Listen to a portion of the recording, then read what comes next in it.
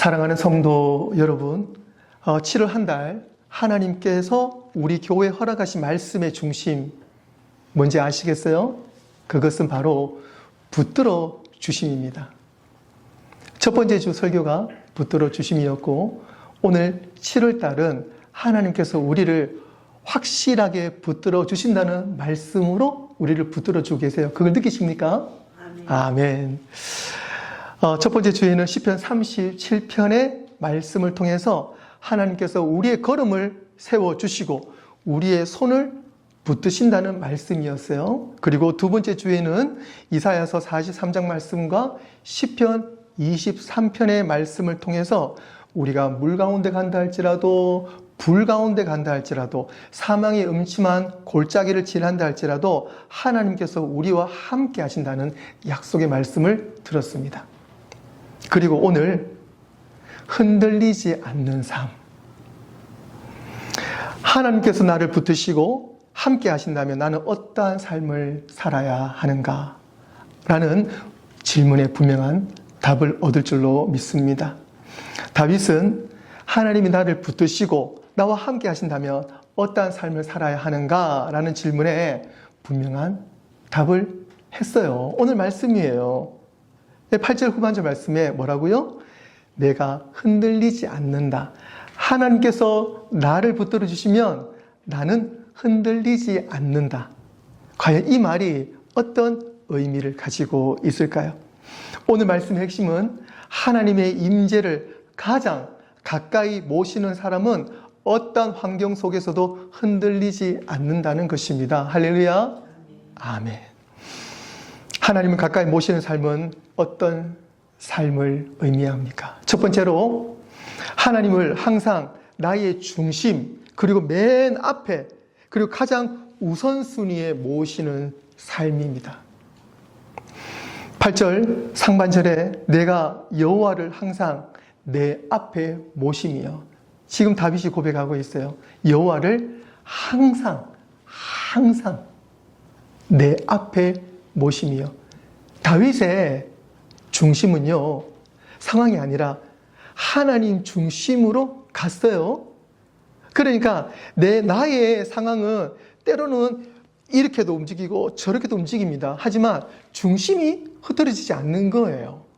그렇다면 내가 때로는 넘어질 때도 있고 때로는 왼쪽으로 오른쪽으로 여러 가지 상황이 있지만 내 중심이 하나님으로 딱 붙잡고 있으니까 흔들리지 않는 거예요.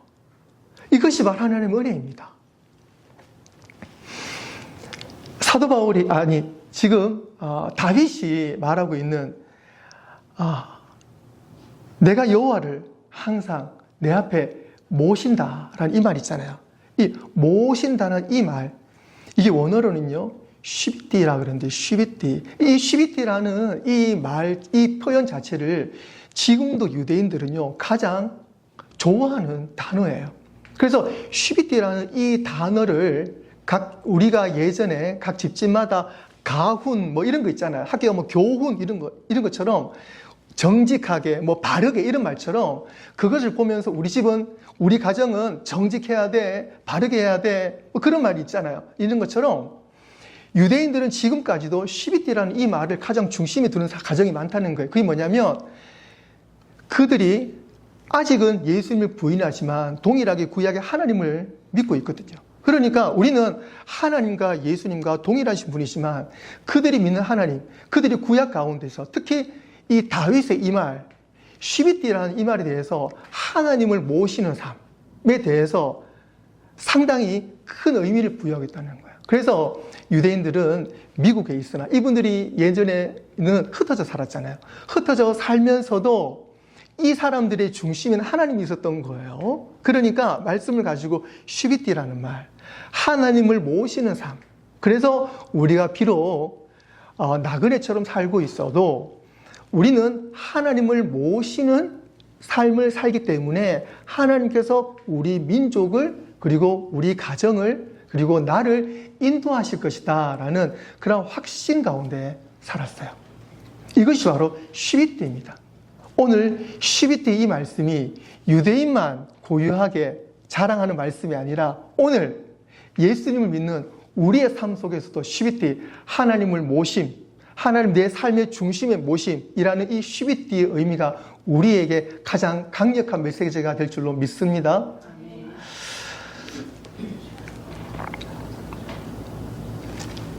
자동차 여행을 하면 특히 이제 여기서 뉴저지를 가잖아요. 뉴욕을 가잖아요. 가면 이 톨게이트를 지나게 됩니다. 톨게이트를 지나게 되는데 예전에는 우리가 몇 센트를 넣었어요. 요즘에 어떻게 합니까? 이지패스가 있잖아요. 이지패스가 뒤에 있습니까? 아니죠. 어디에 있어요? 앞에 있어요. 뒤에 있으면은 안 찍힐 수 있어요. 차보다도 차 맨 앞에, 맨 중심에 이지패스가 있으면은요, 그냥 그 고속도로를 쌩쌩 달려나갈 수가 있어요. 우리의 이지패스, 우리 인생의 이지패스, 누구십니까? 쉬비티. 하나님을 모시는 삶이에요.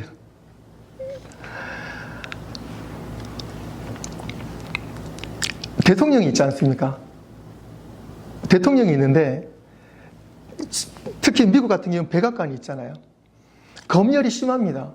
그러니까 당연하지만 대통령은 그냥 무사통과죠. 왜냐하면 임기 기간 동안에 자기 집이 백악관이니까요. 그런데 그 함께 일하시는 뭐 국무총리, 여러 어떤 국회의원들 있지 않습니까? 그분들도 백악관에 들어오고 나갈 때는요, 항상 출입증 가지고 들어갔다 나왔다 하는 걸 알고 있어요. 물론 얼굴을 아는 사람이지만 거기에 문이 있는 걸 알고 있어요. 그런데 그런 총리들도 국회의원들도 그 사람들보다 더 쉽게 들어가고 나올 수 있는 사람들이 있어요. 그 사람들은 가족들입니다. 그 가족들은요, 물론 가족들이 지금 출입증이 있는지 모르겠습니다만은 굳이 출입증이 없더라도 적어도 와이프와 그 자녀들, 가족들은 대통령 못지않게 그 백악관을 들어갔다 나왔다 할 수 있는 거잖아요. 오늘 그 오전에 그 평강 장로교회 그 큰 행사에 가서 우리가 또 귀한 사역을 잘 마치고 돌아왔는데, 예배 후반부에 그 여러분 아시는 그 배대지 목사님께서 바이올린을 특송을 하셨어요. 바이올린 특송을 하셨는데 그분께서 그 어떤 곡으로 특송을 하셨냐면 박종호 씨의 축복하노라라는 곡으로 그분이 바이올린을 특송을 하셨거든요. 그래서 배대지 목사님께서 바이올린을 선율을 이제 우리에게 들려주시고 우리는 그 옆에 있는 그 화면을 보면서 가사를 같이 읽는데 제가 저도 눈물이 좀 꽤 많이 나더라고요. 가사는 이렇습니다. 나의 은총을 입으니여 너를 아노라. 하나님께서 말씀하시잖아요. 너의 이름을 내가 아노라. 나의 사랑을 받은 이여 함께 가노라. 내가 친히 함께 가노라.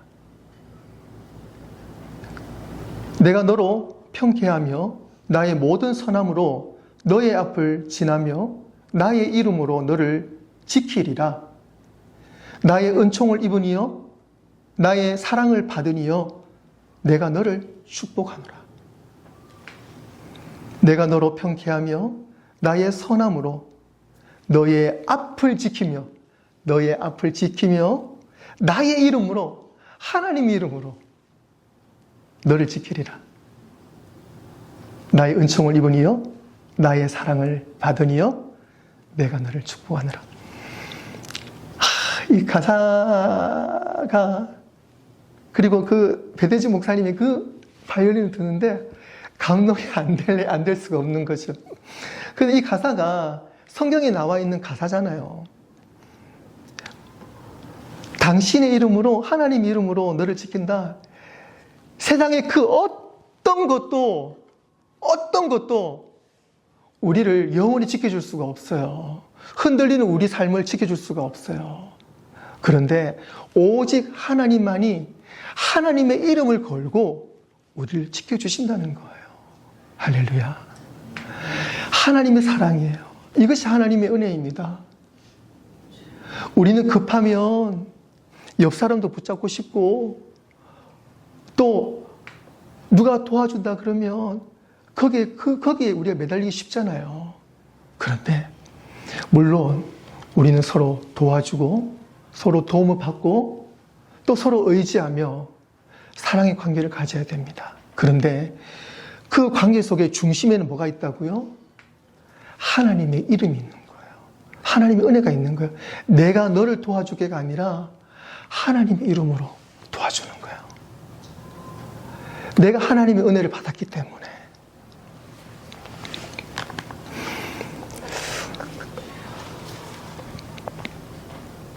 다윗은 단순히 하나님을 믿습니다라는 고백을 하지 않았어요. 다윗은 참 시적으로 감각이 있는 사람입니다. 하나님이 내 삶의 중심에, 그리고 가장 앞에 내가 모심으로 나의 이 상황을 흔들리지 않는다는 거예요. 하루를 시작할 때도, 결정을 내릴 때도, 사람을 만날 때도, 고난을 만날 때도 먼저 나의 중심이 어디에 있는지 확인하는 겁니다. 그래서 나의 중심을 하나님을 바라봅니다. 그리고 이 문제를 하나님께 드립니다. 이 결정을 하나님께 드립니다. 하나님, 이 하루의 시작을 하나님께 드립니다. 하나님, 저의 시작과 나의 문제와 저의 판단과 결정을 하나님 받아 주옵소서라고 하나님께 맡겨드릴 때 하나님께서 응답해 주신다는 사실입니다. 그런데요, 여러분, 너무 조급하게 응답을 기다리지는 마세요. 내 기준으로 하나님을 판단하지는 마세요.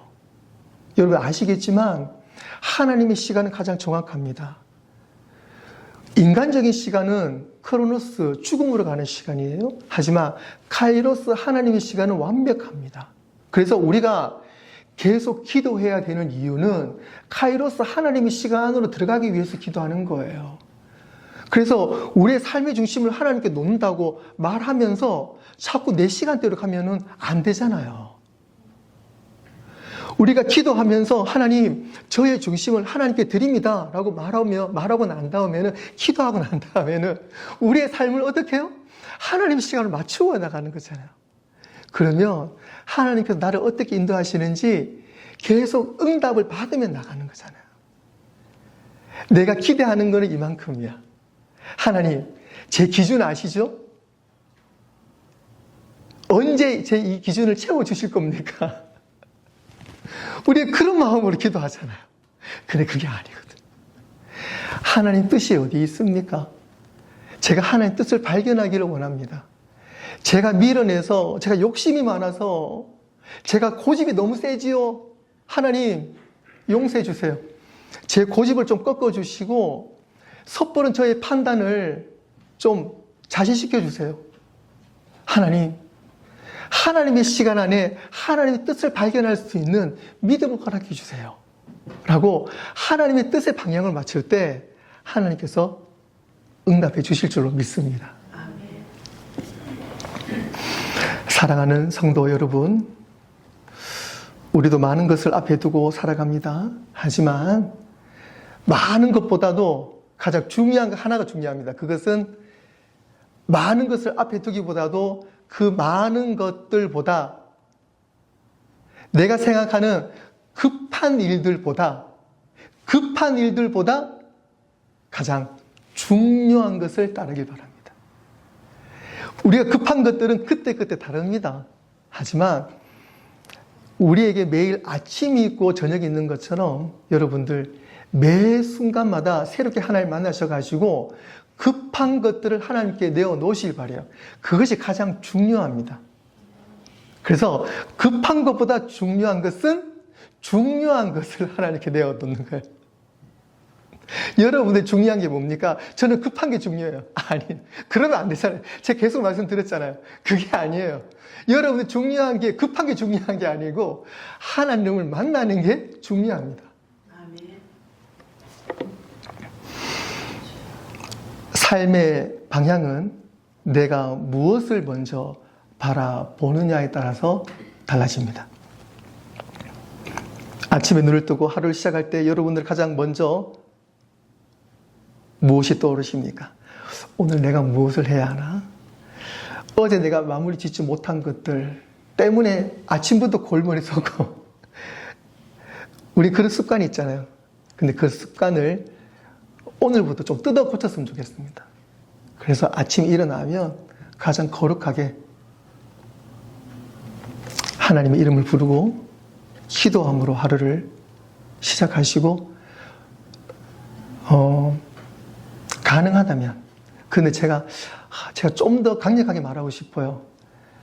여러분들 꼭 아침에 말씀으로 하루를 시작하시기를 강력하게 권면합니다.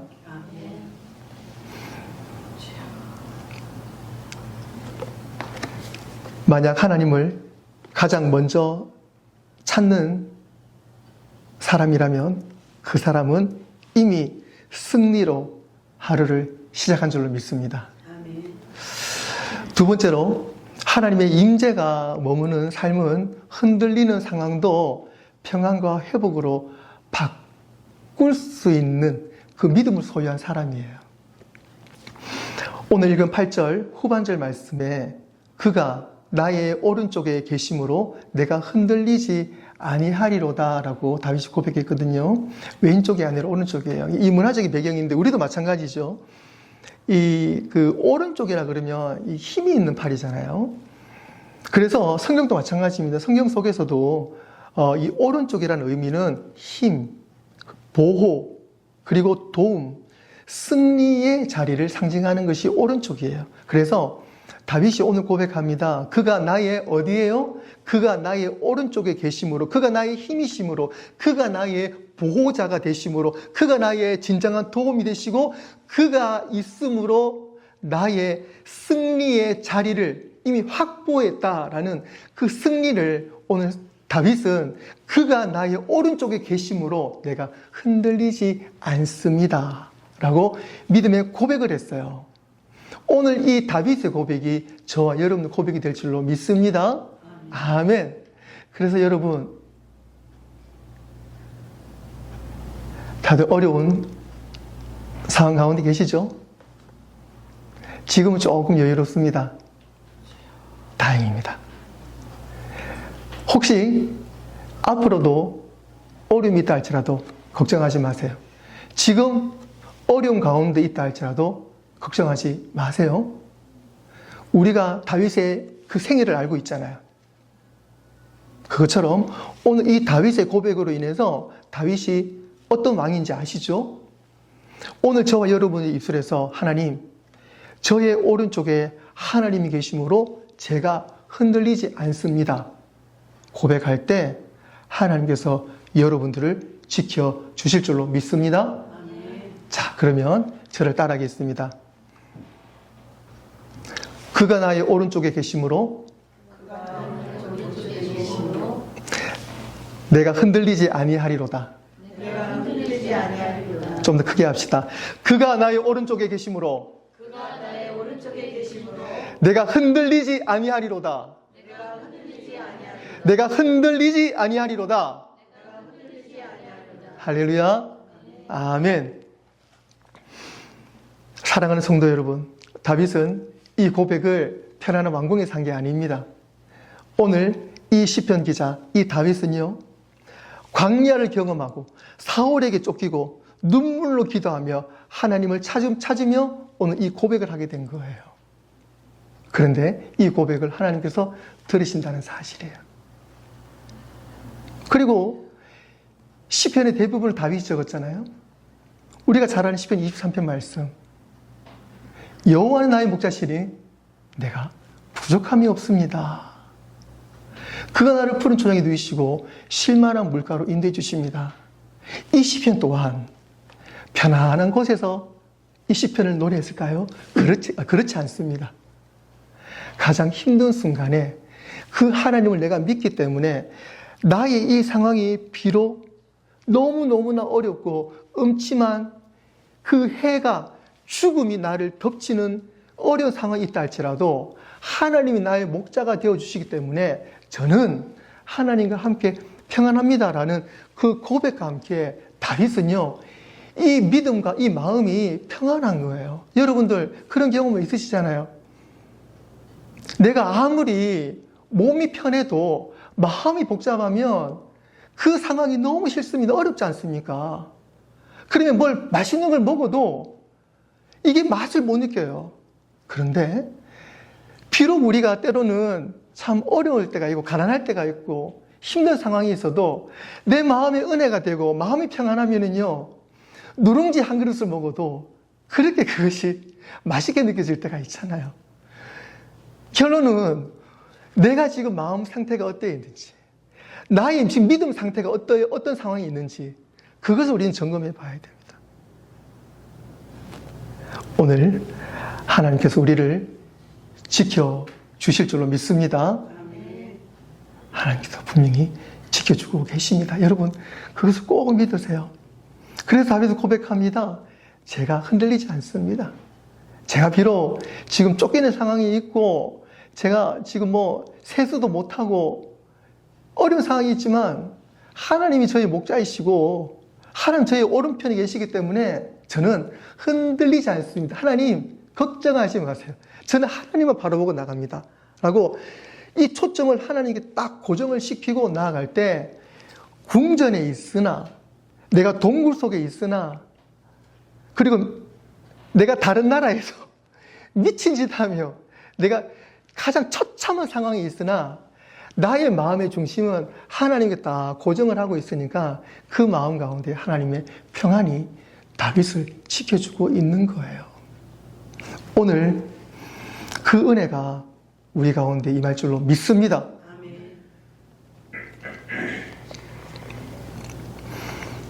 왜 우리가 흔들리지 않습니까? 하나님께서 우리의 문제를 해결해 주셔서 우리가 흔들리지 않습니까? 여러분들 가지고 있는 문제들 하나님 해결해 주시옵소서. 우리가 지금까지 살아오면서 많이 기도했잖아요. 여러분들 돌이켜보니까 99.9% 다 해결됐죠? 이미 지나갔습니다. 근데 지나간 것에 대해서 이미 기억이 없어요. 당장 내가 이 현실의 어려운 문제를 놓고 기도하고 있지 않습니까? 여러분, 하나님, 이 문제 해결해 주십시오. 해결해 주면 끝납니까?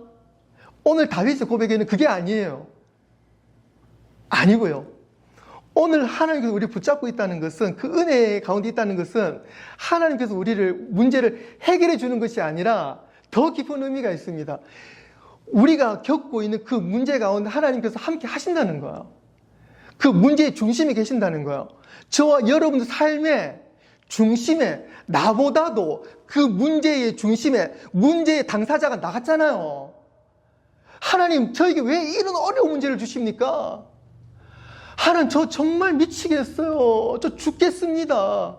하나님, 빨리 이 문제를 해결해 주세요. 왜 저에게 이런 문제를 주십니까? 라고 그 문제의 당사자가 나처럼 느껴지잖아요. 그런데 사실은 그게 아니라니까요. 그게 아니라 우리가 당면하고 있는 문제에 나보다도 더 중심에 누가 계십니까? 하나님이 계세요. 우리가 그 하나님을 붙잡고 나아갈 때 그 문제가 하나님의 은혜 가운데 해결이 된다는 거예요. 그런데 문제 해결되는 게 문제가 아닙니다. 문제가 해결되는 게 문제가 아니라 내가 하나님을 만나는 게 문제예요. 어떻게도 문제가 해결이 된다니까요. 그것이 중요한 게 아닙니다. 내가 문제가 있건 문제가 없건 내 삶의 중심에서 나와 하나님과의 관계입니다. 내가 하나님을 만나야 되는 거예요. 오늘 저와 여러분 말씀을 통해서 성령님의 도우심으로 하나님을 꼭 만날 줄로 믿습니다. 하나님을 만나야 돼요. 무조건 하나님을 만나고 그 문제가 해결이 되어야 됩니다. 하나님 없이 문제가 해결될 수가 없어요. 말씀을 정리하겠습니다. 사랑하는 성도 여러분, 여러분의 환경은 지금 어떻습니까? 누구도 흔들리지 않는 삶을 사는 사람은 없습니다. 하지만 분명한 사실은 흔들림 가운데서도 평안을 누리는 사람이 있고요. 작은 흔들림에도 쉽게 무너지는 사람이 있어요. 여러분은 어떤 사람입니까? 앞으로 어떤 삶을 살기를 원하십니까? 사랑하는 성도 여러분, 우리의 선택은 오직 하나입니다. 하나님을 모시는 삶이에요. 그것도 하나님을 가장 중심에, 가장 앞에 모시는 삶을 사는 것입니다. 말씀을 내 앞에, 시도를 내 앞에, 예수님을 내 앞에, 십자가를 내 앞에 확실하게 두고 사는 삶이에요. 그것만이 살 길입니다. 하나님을 내 삶의 가장 중심에 모시고 말씀 의지하고 기도하고 말씀 따라 살아가는 것, 응답받고 살아가는 것, 그것만이 살 길입니다. 그것만이 흔들리지 않는 삶을 사는 비결입니다.